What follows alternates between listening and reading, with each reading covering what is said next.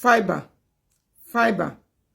We often hear a lot about fiber and how it benefits our health, especially in the area of managing bad cholesterol, supporting gut health, heart health, and several other benefits, including bowel movement. But there is an aspect of the fiber that a lot more people are still confused, and that is soluble and insoluble fiber. And so in this very video, I want to, throw a little light on soluble and insoluble fiber, and then some of the foods where we can find them. When we talk about soluble fiber, in a little way, I think soluble fiber are just the foods that when consumed, the body uses everything. Most of them are in the fluid form. Yes, most of them are in the fluid form. You can find them in almost all the foods. And then the other side, that is insoluble fiber, are those fibers that when they get into our body, despite the digestion, despite everything, some remnants are still left, must be left behind. And these are the ones I refer to as the sponge. And so when we talk of soluble and insoluble fiber, we need both for managing ailments like high blood sugar, high bad cholesterol, and even helping support our colon health. We need all or both of them. But a lot of us, when we are choosing foods, we are still confused. I used to be before too. So in this very video, let me explain that most of the fruits, like apples, is a good one, soluble and insoluble fiber, because you can see those thick back, those harder outer part of the apple, those ones consist of the insoluble fiber. Then you can see the oranges. Some of us, when we are licking away, we just take the orange and throw away all those chaff. These are the insoluble fiber. So when we take only the juice, when we take mostly juice and there is no fiber in the diet, if we have bad cholesterol, it will be difficult to manage. Some other foods you can find them includes oats. You can find soluble and insoluble fiber there. You can find it in foods like bitter leaf. You can find it in most of the vegetables, because if you think of the strand, those harder strands that runs through most of the vegetables, including the bitter leaf that I talked about, that these are the insoluble fiber. And then when you look at the oat brand and most of the grains, you will discover also those insoluble fiber.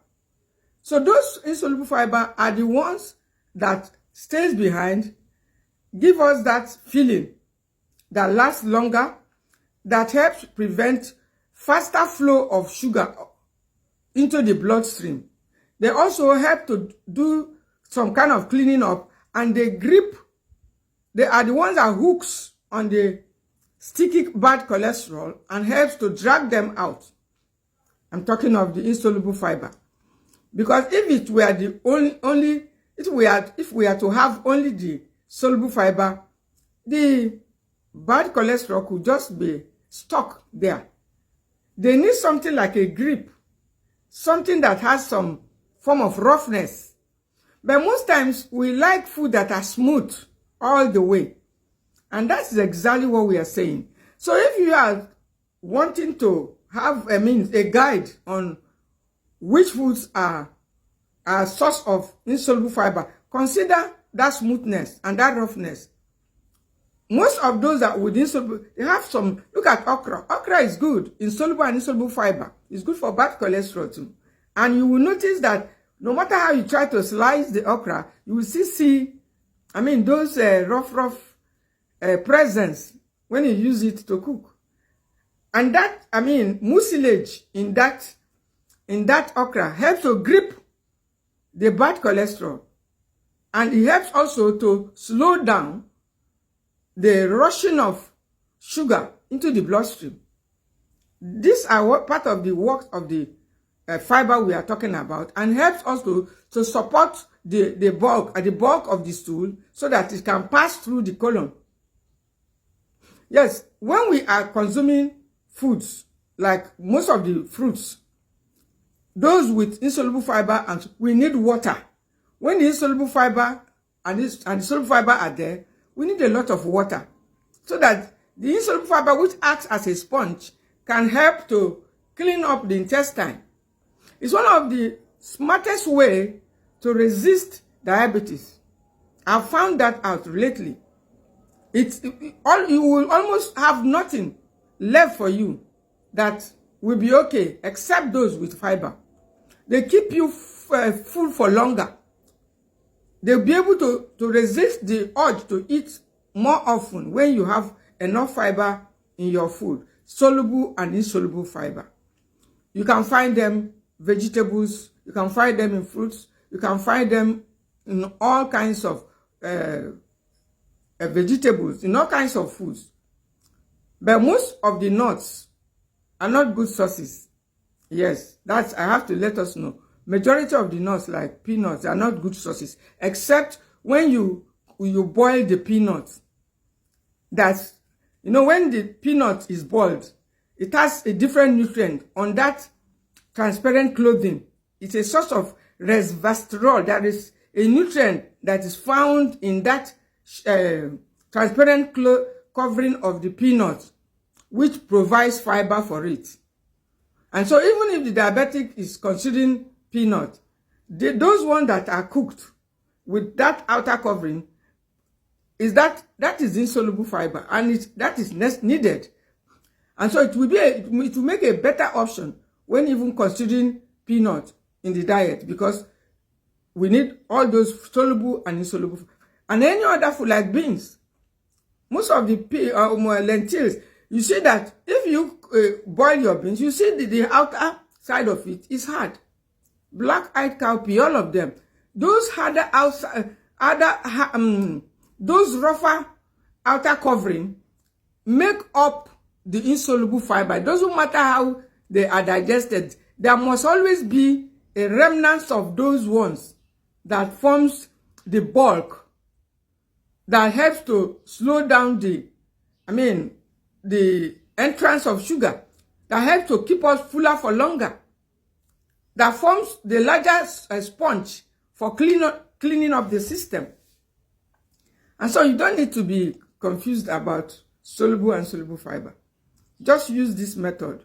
If the food is too smooth, then ask yourself, are there insoluble fiber there?